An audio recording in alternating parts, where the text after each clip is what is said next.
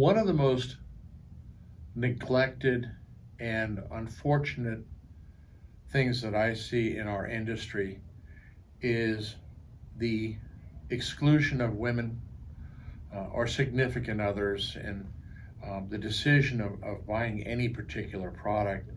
And I'm particularly concerned about that with women because, in all honesty and sincerity, they typically hear much better than men. Their bone structures are smaller, their inner ear bones are smaller, they're much more nimble.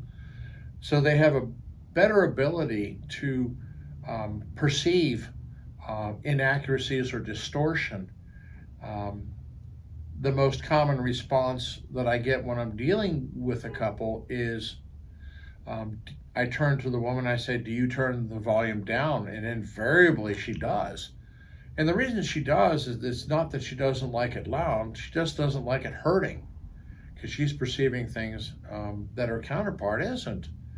And the other real strength to it is that they look at a purchase not as the caveman going out and making a kill with on a deer or a yak or whatever. They're looking at it from a utility standpoint and value, and those are really, really strong suits. The willingness to listen to what you're doing and the advice, that they really do pay attention.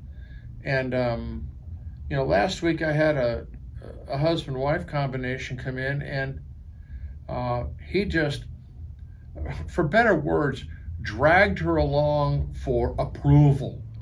Or the most terrifying thing that an audio shop faces is the wife acceptancy factor. That's how we wound up with white speakers and everything else, I suppose. But his opening two comments that he said while she was present, I immediately caught her eyes rolling, and she had good reason to. So I pulled her aside and pointed out to her that you're really his best ally, his best friend in making good decisions. He just doesn't know it. I'll laughingly point out to guys, I said, you have a room full of 30 upset children, one which happens to be yours, maybe. You can't figure it out, but your wife can figure it out in a heartbeat which one it is. And because they're very perceptive as to the tone and the pitches, the key of the child, I suppose you could call it. And my best customers, most joyful ones, have been women. And because they're looking at it for what it's supposed to do and do well for the money they're being asked to spend. And it just drives me nuts when I see this best friend to making a good decision ignored or put in a second place. Now, a few years ago, I took my wife to her first show, a big show, Rocky Mountain Audio Fest, and I knew who was notorious for putting up good sound. I knew who was notorious for not putting up a good sound. And then there were people we expected to put up a good sound.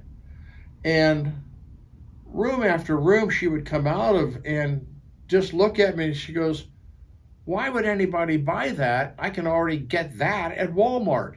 And she was absolutely correct. I was just letting her go in blind to each room without any preloaded opinions on my part, and just let her be and let her listen to these systems and what they were doing, what they were failing to do. And